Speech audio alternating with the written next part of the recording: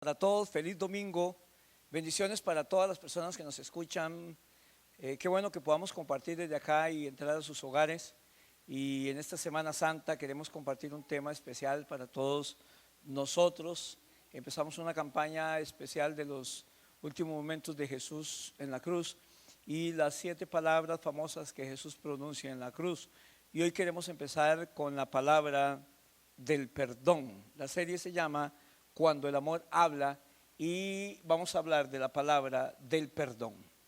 En el libro de Lucas, capítulo 23, verso 27 al 37. Lucas capítulo 23, verso 27 al 37. Dice la palabra de Dios: y le seguía una gran multitud del pueblo y de mujeres que lloraban y hacían lamentación por él. Pero Jesús, vuelto hacia ella, les dijo: hijas de Jerusalén, no lloréis por mí, sino llorad por vosotras mismas y por vuestros hijos. Porque he aquí vendrán días en que dirán: bienaventuradas las estériles y los vientres que no concibieron y los pechos que no criaron. Entonces comenzarán a decir los montes: caed sobre nosotros, y a los collados cubridnos. Porque si en el árbol verde hacen estas cosas, en el seco ¿qué no se hará? Llevaban también con él a otros 2 que eran malhechores para ser muertos. Y cuando llegaron al lugar llamado de la calavera, le crucificaron allí, y a los malhechores, uno a la derecha y el otro a la izquierda. Y Jesús decía: Padre, perdónalos, porque no saben lo que hacen. Y repartieron entre sí sus vestidos, echando suertes. Y el pueblo estaba mirando, y aun los gobernantes se burlaban de él. Y decían: a otros salvó, sálvese a sí mismo, si este es el Cristo, el escogido de Dios. Los soldados también le escarnecían, acercándose y presentándole vinagre, y diciendo: si tú eres el rey de los judíos, sálvate a ti mismo. Cuando hablamos de la palabra del perdón, algo tan necesario para cada uno de nosotros, hablamos también de la necesidad de sentirnos perdonados. Para esta Semana Santa hay muchos lugares en que planeamos salir o pudimos haber salido a pasear o haber ido a visitar. Sin embargo, no se pudo, hay ciertas restricciones para viajar. Ahora, a todos nosotros nos gusta viajar, a uno les gusta más que a otro, pero todos nosotros tenemos nuestros sitios preferidos para viajar. Pero hay lugares donde no nos gusta viajar, no son lo mejor que hay. Y uno de los sitios que no es el preferido para viajar es el cementerio.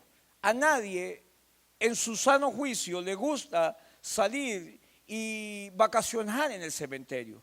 Es un lugar que nos llena de tristeza, es un lugar que nos deprime. Hay personas que les gusta este lugar. La Biblia habla de un endemoniado gadareno, por ejemplo, y este hombre que desmenuzaba las cadenas dice que vivía en los cementerios. Pero se necesita estar en una condición semejante a la del endemoniado gadareno para sentir placer con esos lugares. Hay personas que sin saberlo, de cuando en cuando o muy seguidamente, hacen viaje y pasan constantemente visitando y desenterrando las cosas que han sido perdonadas. Y eso se llama culpa. Cada vez que volvemos al pasado y recordamos cosas que nos hieren, cosas que hicimos y que ya Cristo perdonó con su sacrificio en la cruz del Calvario, volvemos a sentir culpa. Y por eso es tan importante en el día de hoy que podamos hablar de esta primera palabra que Cristo pronuncia en la cruz del Calvario: Padre, perdónalos porque no saben lo que hacen. Recordemos que Jesús había sido arrestado, ha estado despierto toda la noche, le llevan 6 juicios simulados, prohibidos, porque eran juicios prohibidos, no se hacían juicios durante la noche y ninguno de ellos era legal. Jesús ha sido golpeado, él ha sufrido, él fue azotado y le pusieron una corona de espinas en su cabeza. Lo escupieron, se burlaron de él. Y estas fueron las primeras palabras de Jesús en la cruz. Y lo primero que Jesús dice cuando está en la cruz es: Padre, perdónalos porque no saben lo que hacen. Jesús no tenía ninguna intención de descender de la cruz como le instigaban los soldados y la gente. Si eres el Mesías, si eres el Cristo, bájate de la cruz, sálvate a ti mismo. Él no tenía ninguna intención de bajar en la cruz, porque Jesús no estaba en la cruz para salvarse a sí mismo. Jesús estaba en la cruz para salvarnos a nosotros, para salvarlo a usted y para salvarme a mí. Lo que vamos a ver esta semana, este fin de semana, son tres cosas dentro del bosquejo que tenemos. Número uno, en primer lugar, lo que veamos va a ser las formas en que generalmente nosotros manejamos la culpa. Cómo nosotros manejamos la culpa. Lo segundo que vamos a ver hoy es cómo Jesús quiere que enfrentemos la culpa. Primero, cómo usted y yo manejamos la culpa. Segundo, cómo es que Jesús quiere que enfrentemos la culpa. Y tercero, vamos a ver lo que Jesús hace con nuestras culpas. Así que la primera parte de esta mañana es, ¿qué es lo que nosotros hacemos normalmente con las culpas? Número uno, lo primero que nosotros hacemos con las culpas es que tratamos de enterrarlas.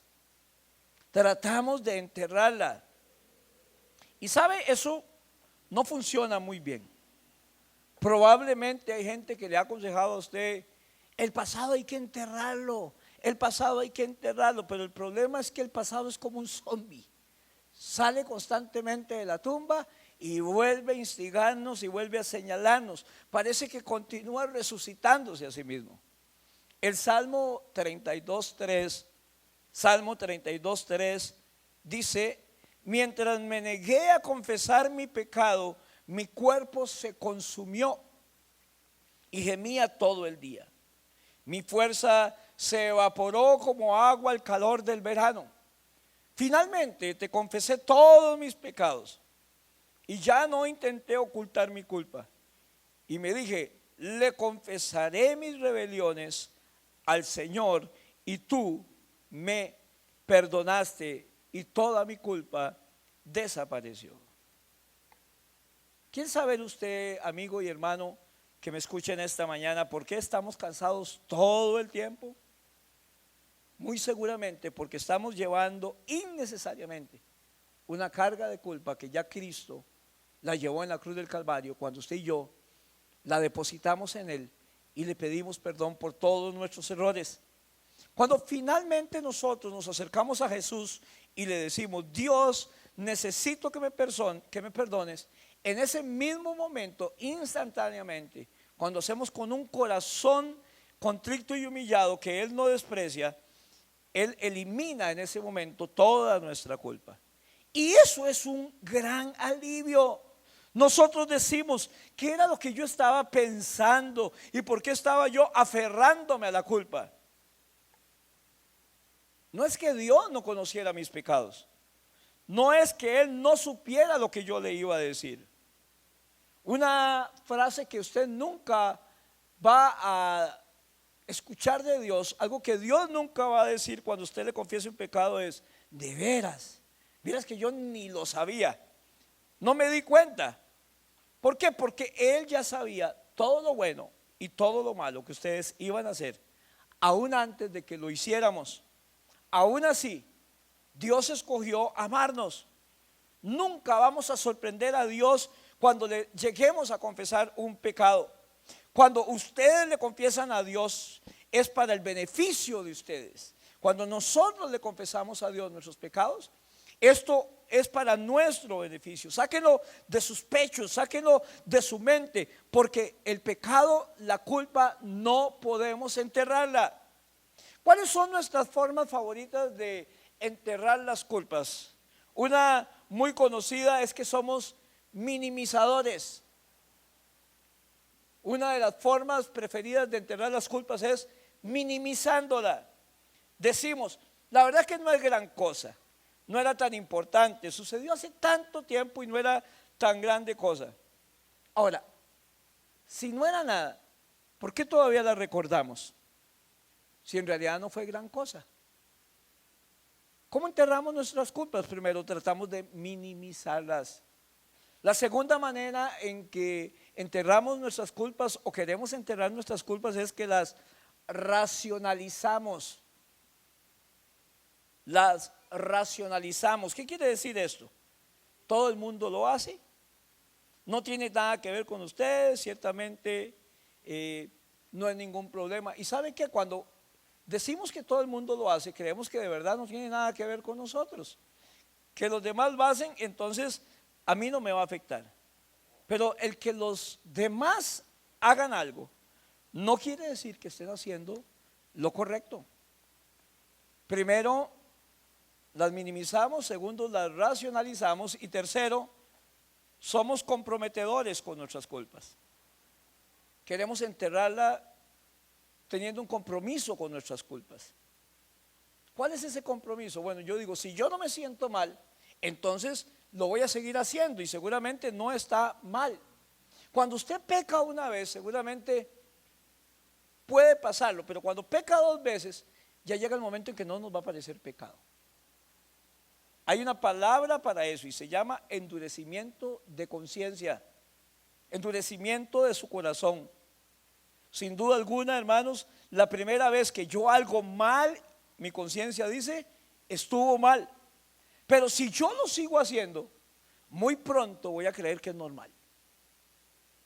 Minimizar, comprometer y racionalizar las culpas no funciona. No podemos enterrarlo. Proverbios capítulo 28, verso 13. Proverbios capítulo 28, verso 13 dice: quien encubre su pecado jamás prosperará. ¿Por qué es verdad eso? Porque cada semilla que nosotros plantemos eventualmente va a brotar. No podemos evitar que brote. Y si usted y yo queremos enterrar el pecado, va a ser como una semilla y eventualmente también va a brotar. Números capítulo 32, verso 23. Números 32, 23 dice: pueden estar seguros de que no escaparán de su pecado. Puede estar seguro que no escaparán de su pecado. Y la Biblia dice en Gálatas 6, 7: cada uno cosecha lo que siembre. Gálatas capítulo 6, verso 7: todo lo que el hombre siembra, eso también va a recoger. Por lo que si yo siembro semillas de egoísmo, eso es lo que voy a cosechar. Y si siembro semillas de envidia, de celos, eso es lo que voy a cosechar. Y si siembro una cosecha de enojo y de ira, voy a cosechar una cosecha de ira en algún momento, porque todo se me va a regresar y todo lo que el hombre siembra, eso va a recoger. No podemos esperar sembrar manzanas y recoger chayotes. Todo lo que el hombre siembra, eso también lo recoge. Tratamos de enterrar la culpa. Lo segundo que hacemos con la culpa es culpamos a otros. Culpamos a otros. En Génesis capítulo 3, verso 12, está Adán y Eva. El hombre comete su primer pecado y cuando Dios interpela a Adán y le pregunta por lo que había pasado, a Adán le dice: la mujer que me diste por compañera me dio ese fruto y yo lo comí. Primero tratamos de enterrar la culpa y segundo culpamos a otros por nuestros errores. Cuando Adán pecó, lo tomó como un hombre, como lo toma un verdadero hombre. ¿Cómo hace un verdadero hombre cuando peca y falla? Culpó a su esposa. Adán culpa a su esposa y muchos maridos culpan a sus esposas desde entonces y algunas esposas le echan la culpa a sus maridos desde entonces y así sucesivamente. Los padres culpan a los hijos y viceversa. En Génesis capítulo 3, verso 11 al 12, Génesis capítulo 3, verso 11 al 12, dice: ¿acaso has comido del fruto del árbol que yo te prohibí comer? Y entonces Adán contesta al Señor: la mujer que me diste por compañera me dio ese fruto y yo lo comí. ¿A quién estaba culpando Adán realmente aquí? Primeramente parece que a la mujer, pero en realidad Adán está diciendo: la mujer que me diste, porque yo no te lo pedí. ¿A quién estaba culpando a Adán de ser infeliz, de las consecuencias que iba a recibir? Él estaba echándole la culpa de los problemas a Dios. Hay gente que le echa la culpa a la crianza, a los padres. Alguna gente dice: si yo hubiera nacido en una familia diferente, si no me hubieran pegado, si hubiera nacido con una familia con más recursos, si solo tuviera un jefe diferente, si mi esposa o mi esposo dejara de hacer esto o aquello, si mis hijos, si mi hermano, si mi hermana, mi novio, mi novia. Culpamos a la gente, queriéndonos deshacer de ese sentido de culpa. La razón por las cuales culpamos a otras personas es porque nosotros nos estamos sintiendo culpables. Y entre más culpa usted y yo sentimos, más culpamos a otras personas. Proverbios capítulo 19, verso 3 dice: la necedad del hombre le hace perder el rumbo, y para colmos se irrita con el Señor. La necedad del hombre, Proverbios 19:3, le hace sentir que pierde el rumbo, y para colmo todavía se enoja con el Señor. Él pierde el rumbo y se enoja con el Señor. Y le dice: Dios, ¿por qué me permitió que yo me fuera a la quiebra? Dios, ¿por qué permitió que cerraran mi local, que me fuera mal? Y Dios le va a contestar: yo no tengo la culpa de que usted haya usado tanto de mal sus tarjetas de crédito, o que haya comprado cosas que no debió haber comprado en un momento específico, y que usted haya malgastado el dinero y haya hecho una mala inversión. No culpe a otros para deshacerse de la culpa. No la entierre, porque eso nunca va a servir, pero no culpe a otros. Lo tercero que usted y yo hacemos con la culpa es que nos golpeamos a nosotros mismos. Número 3, nos golpeamos a nosotros mismos. ¿Cómo nos golpeamos a nosotros mismos? ¿Sabe que causamos enfermedad por causa de la culpa? ¿Puede la culpa causar enfermedades? Claro que sí, sin lugar a dudas. Hace poco estuvieron en un estudio médico y el doctor decía que el 50%, póngame atención a esto, el 50% de la gente en los hospitales podría regresar a su casa al día siguiente de internados si tan solo pudieran deshacerse de las culpas. El 50% de la gente en los hospitales podría regresar a su casa el siguiente día si tan solo pudiera deshacerse de las culpas. Cuando yo me trago la culpa, mi estómago es el que lleva la puntuación. Cuando yo me dejo la culpa, mi estómago es el que lleva la puntuación. Si yo no le digo mi culpa a Dios, entonces estoy depositando mi culpa en mi cuerpo. Y la gente dice: es que tengo un dolor en el cuello, es que tengo un dolor en la espalda, es que tengo un dolor en mis pies, es que tengo un dolor en mis brazos. Si yo no digo mi culpa, la estoy poniendo en mi cuerpo. Muy a menudo la culpa se convierte en dolor, o el dolor es causado por la culpa. El Salmo 38, verso 4 al 6. Salmo 38, verso 4 al 6. Dice: mis maldades me abruman, son una carga demasiado pesada. Por causa de mi insensatez, mis llagas hieden y supuran. Estoy agobiado, del todo abatido, y todo el día ando acongojado. Mis maldades me abruman porque son una carga demasiado pesada.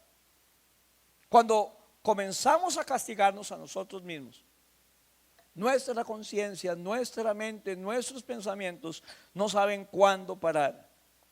Cuando ya ha sido suficiente, no podemos parar, y entonces seguimos castigándonos día a día, vez tras vez, momento a momento.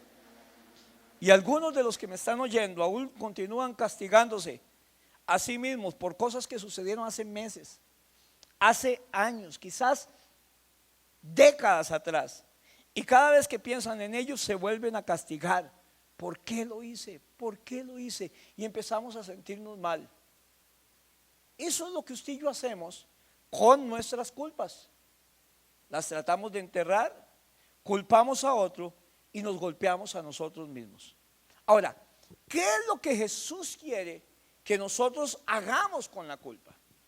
Número uno, lo primero que Jesús quiere que usted y yo hagamos con las culpas es que lo admitamos. Admítalo que falló.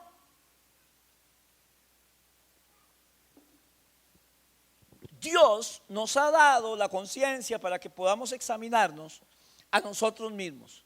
Proverbios capítulo 20, verso 27. Dios nos ha dado la conciencia para que podamos examinarnos a nosotros mismos. Proverbios capítulo 28, verso 27. La Biblia es muy clara y concreta sobre cómo bajarnos de un viaje de culpabilidad.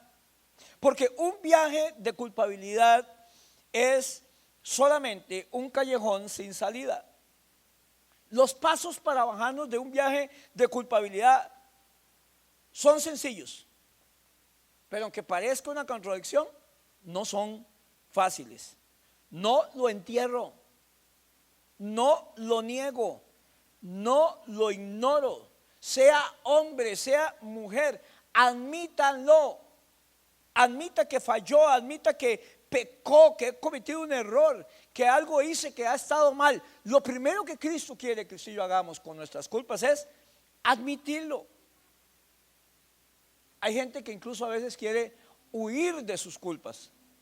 Tratamos de huir y de escapar de nuestras culpas. Y la principal manera en que tratamos de hacerlo es manteniéndonos ocupados. ¿Sabe? Hay gente que está solo ocupaciones, solo trabajo, y es una manera en que utilizan eso como un dispositivo para lidiar con la culpa. La adicción al trabajo puede ser un dispositivo para escapar de la culpa, para esconder la culpa. Y ustedes pueden hacer lo correcto, pero por la razón equivocada. Trabajar mucho puede ser correcto, pero podemos estar haciendo por una razón equivocada.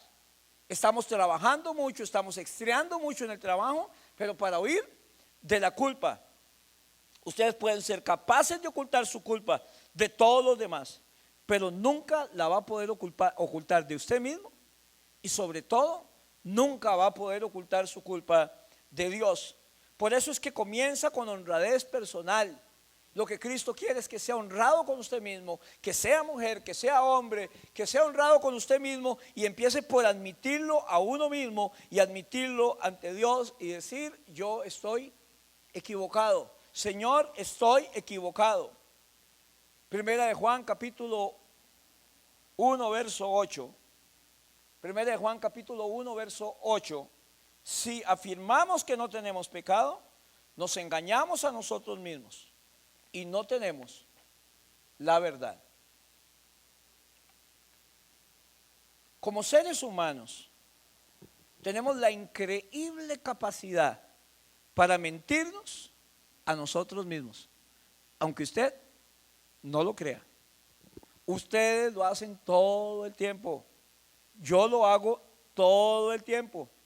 Nos mentimos a nosotros mismos todo el tiempo, y lo peor es que nosotros creemos nuestras mentiras. Decimos no es malo cuando en realidad sí lo es.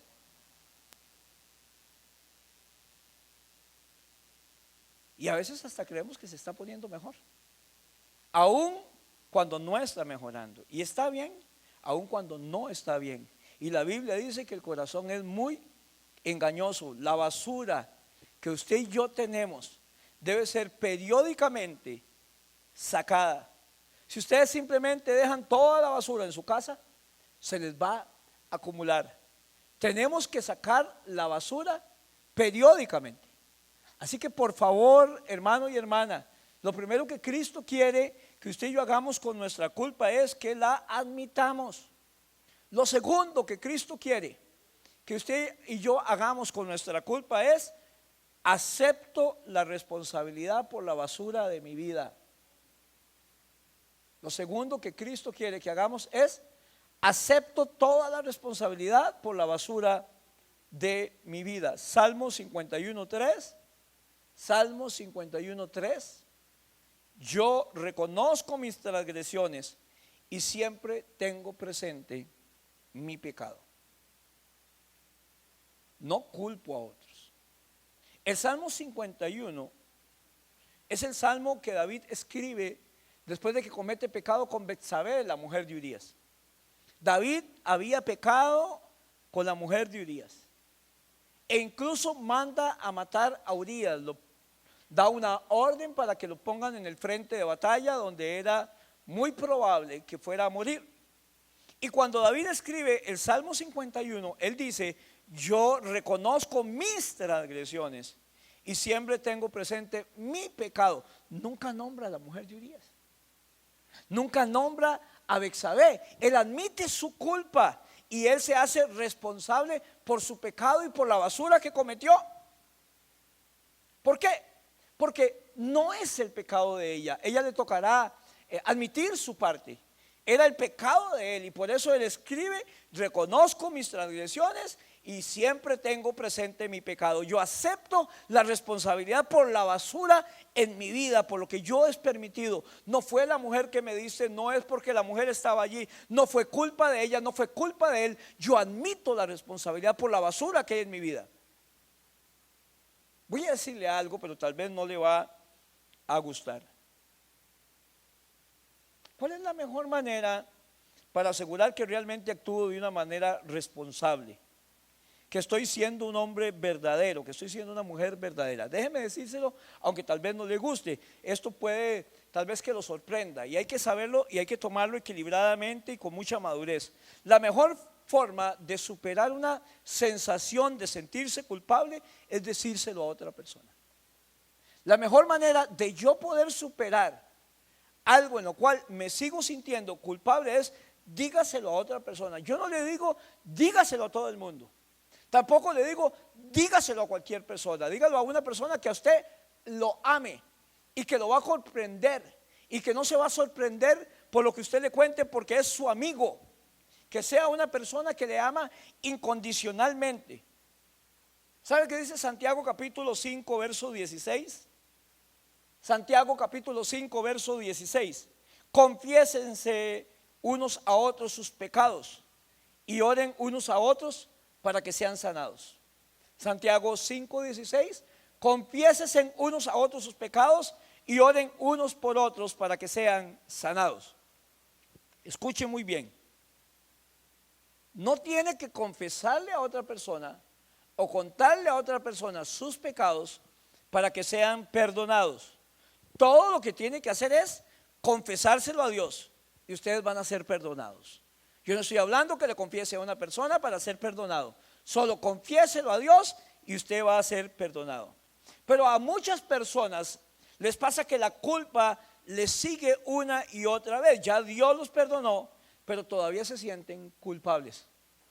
Si quieren ser perdonados, apúntelo por algún lado, díganselo a Dios. Si quieren sentirse perdonados, cuénteselo a otra persona. Si usted quiere ser perdonado, basta con contárselo a Dios.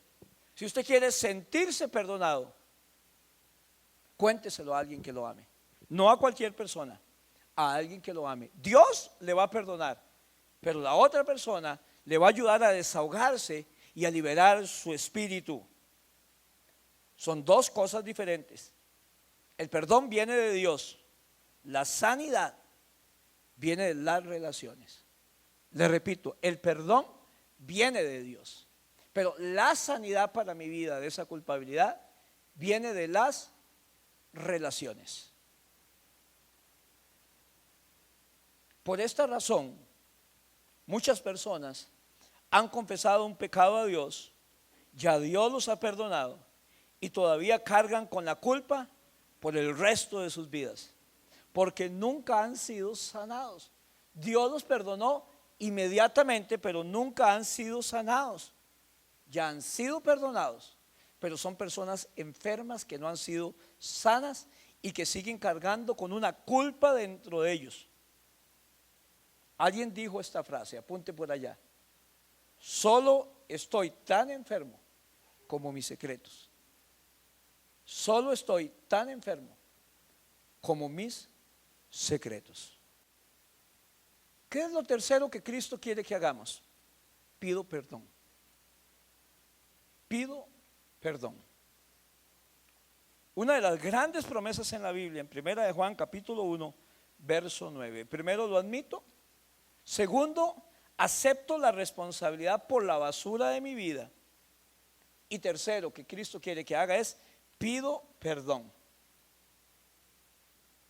Juan capítulo 1, verso 1 al 9 dice: si confesamos nuestros pecados, Dios, que es fiel y justo, nos los perdonará y nos limpiará de toda maldad. Si confesamos nuestros pecados, Dios, que es fiel y justo, nos los perdonará y nos limpiará de toda maldad. Primera de Juan capítulo 1, verso 9. Cuando habla de confesar los pecados, de contarle a Dios los pecados, pedir perdón, hay algunas cosas que usted y yo debemos evitar. La primera es: no mendigue el perdón. El perdón de Dios no hay que mendigarlo. Ay, Dios, por favor, Señor, por favor, perdóname. Como si tuviéramos que convencer a Dios para que nos perdone. Dios, por favor. Hermano, amigo, déjeme decirle algo. No comprendemos a Dios en su misericordia, pero Dios quiere perdonarlos más de lo que ustedes quieren pedirse.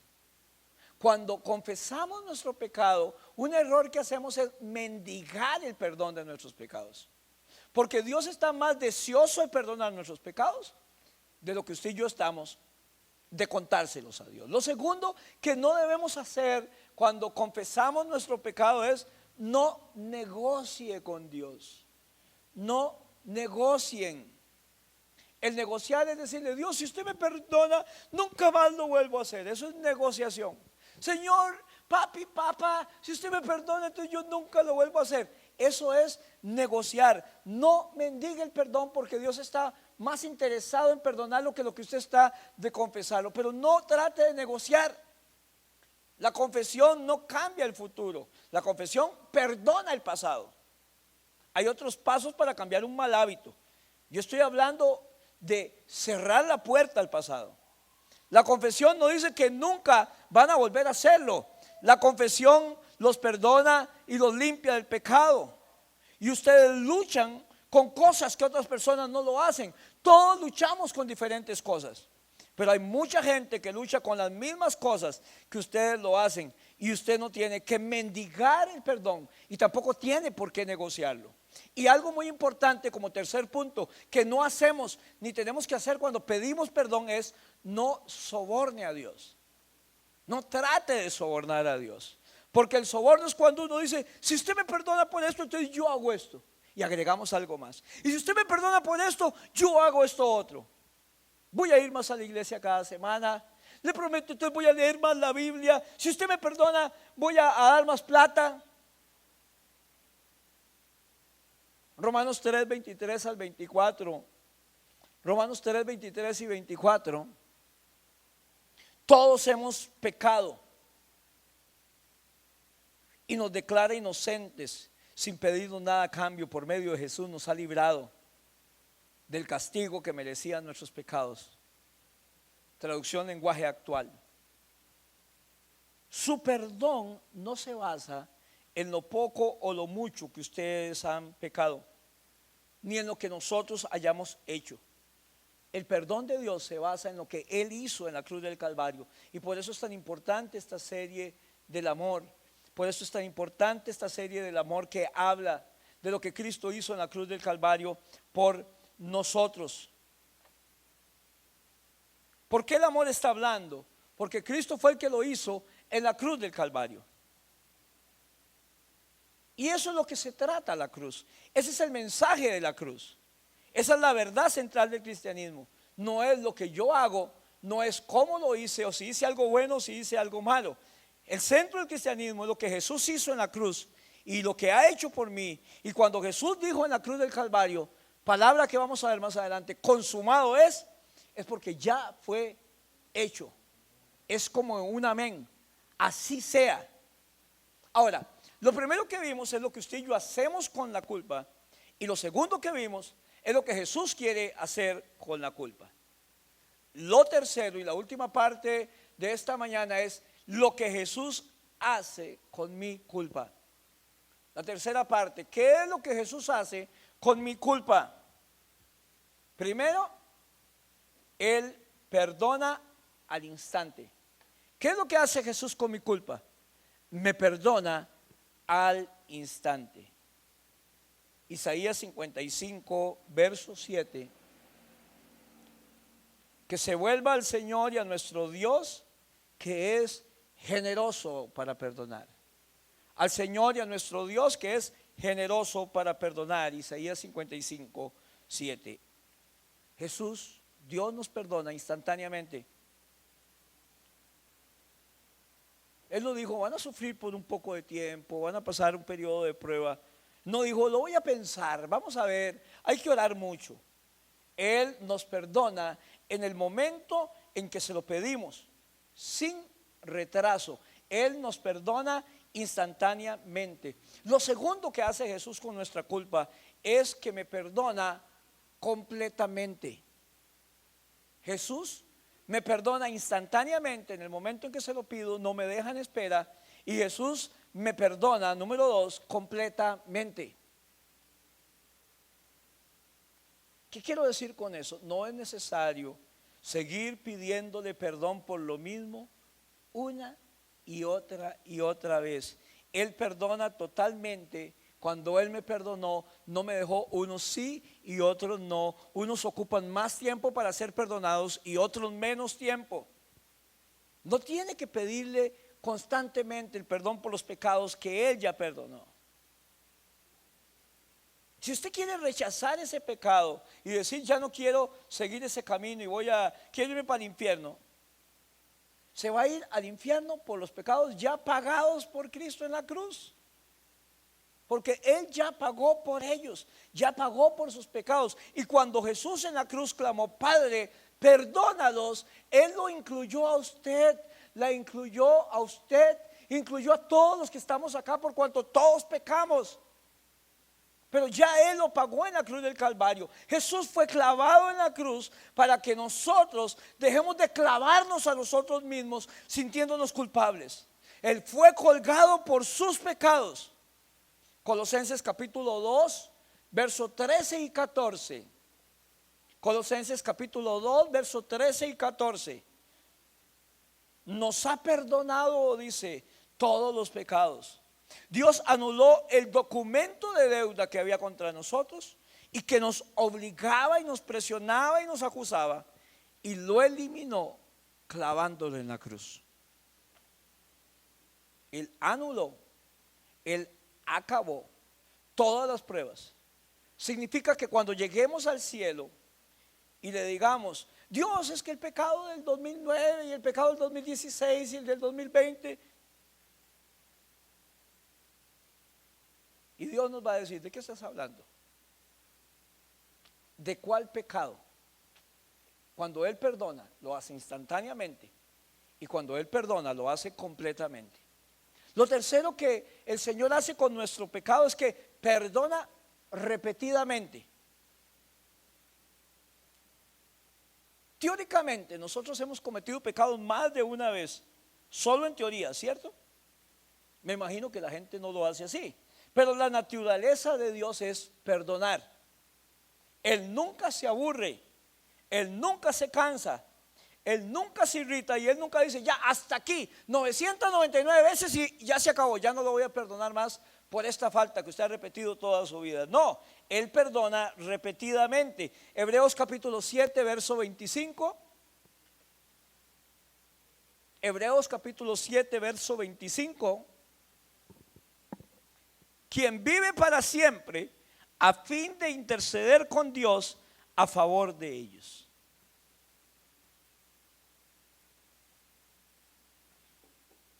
Cristo, entre comillas, se entiende, quien vive para siempre a fin de interceder a favor de Dios, con Dios a favor de ellos. Hebreos capítulo 7, verso 25.